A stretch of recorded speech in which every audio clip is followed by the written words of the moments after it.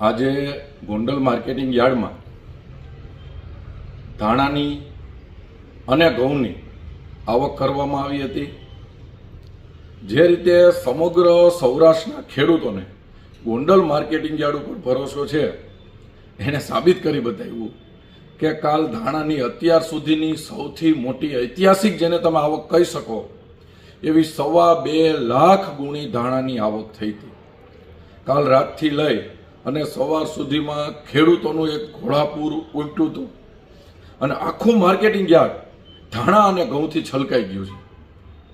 આપણે કલ્પના ન કરી 2200 કરતાં પણ વધારે વાહન 2.5 લાખ ગુણી ધાણા ખેડૂતો, સમગ્ર સૌરાષ્ટ્રના ખેડૂતો, જામનગર, જૂનાગઢ, ભાવનગર, ગીર સોમનાથ, સુરેન્દ્રનગર, રાજકોટ જિલ્લો, સુરેન્દ્રનગર જિલ્લો, બધા જ ખેડૂતો ગોંડલ માર્કેટિંગ યાર્ડમાં ધાણા લઈને આવ્યા હતા અને 2.5 લાખ ગુણી જેવી ધાણાની ઐતિહાસિક આવક થઈ હતી।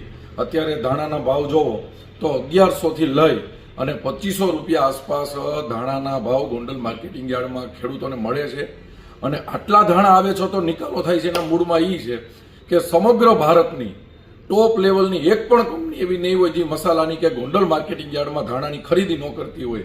હજી વિદેશની પણ એવી ઘણી કંપનીઓ છે અને જેને આપણે આવકારી છીએ અને જે અત્યારે ખરીદી પણ કરે છે, એને હિસાબે એટલા વેપારીઓ આવે છે એટલે આટલા ધાણાનો નિકાલ પણ થાય છે। એ જ રીતે તમે જોવો તો કાલે 1 લાખ ગુણી ઘઉંની પણ આવક થઈ હતી।